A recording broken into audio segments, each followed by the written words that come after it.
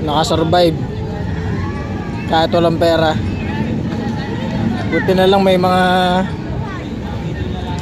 mababait tayong mga kagaya ni Kapredi na pwedeng utang muna habang wala pang arep.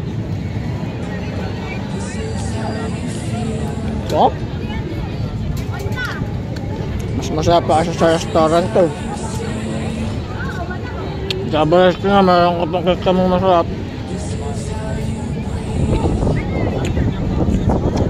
Salamat kay Kapredi. Si Kapredi.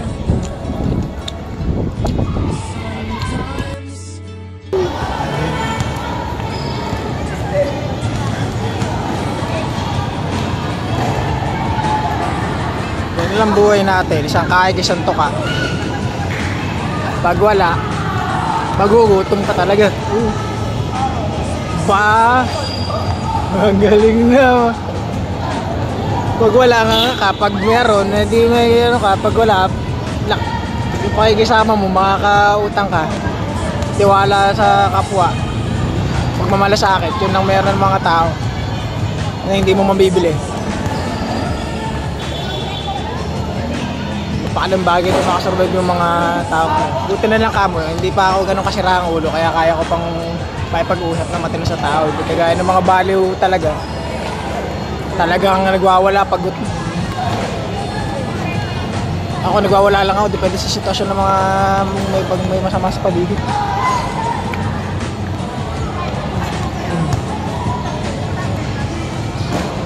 Itong kapalit kaya ito siguro magiging point ka ni na Tutik Junior. Hindi, ang Junior si Ansel. Di Tutik ta third na to. Oh. Yeah, bata pala, training na ni Tito.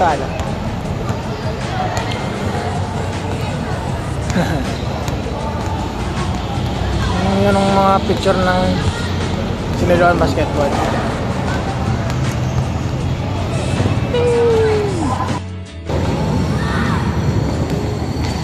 Yung iba nalulungkot pag walang pera. Yung iba naman nalulungkot kapag walang pamilya. O di paano pa kaya yung wala nang parehas? Ano na kaya mararamdaman ano? Tapos meron pang mga tao sasabihin kaya ng mga hindi magagandang bagay. Wala ka nang anong mga bagay na meron sila, sasabihan ka pa ng masama. Pero kung ako papipiliin, mas pipiliin ko pa nang wala ako nung parehas kaysa sa naman yung meron kang anong dalawang bagay na pero napakagulo naman ng pagsasamahan ninyo. Ano yung parang lagi nasa war zone yung pamilya mo.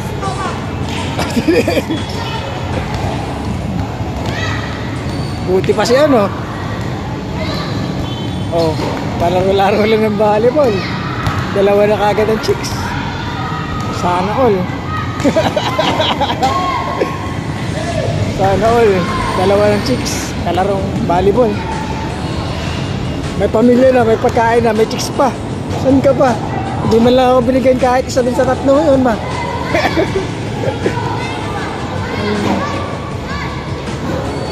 Dito pa si Matt nito. Sabi nila mas marami ito pinagdaan na mas maganda yung istorya ng buhay. Yun naman sa bata pa lang ako, pang ano na pang MMK ng istorya ng buhay ko hanggang sa pagtanda ko, MMK pa rin hindi na sana hanggang kamatayan. Grabe naman. Siyempre, hindi naman lagi pigati pero mas majority talaga pigati talaga. Bata pa lang, broken family na, bata pa lang kung saan lupalop na napupunta. Mas pinapahalagaan pa ako ng ibang pamilya kasi sa sarili kong pamilya. Naranasan nyo naman ako ng kahit pa paano kayang na normal na pamumuhay. Kahit na sabihin mo meron pang, siyempre meron pang mga mas malala talaga mga sitwasyon kagaya ng mga nasa may mga gerang na lugar. Ganun nga.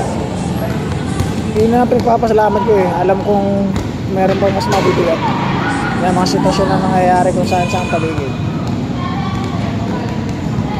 Pero talagang ano, walang gabing nakatulog ako ng mahimbing. Napakatagal na panahon. Saka ako lang nararanasan yun at nararamdaman kapag nandun ako sa isang lugar na may pamilyang nagmamahalan at nagkakaisa. Umay na ako sa paligid ng mga toxic talaga. Siyempre, ikaw makaka-absorb ng lahat ng negatibo ng paligid eh.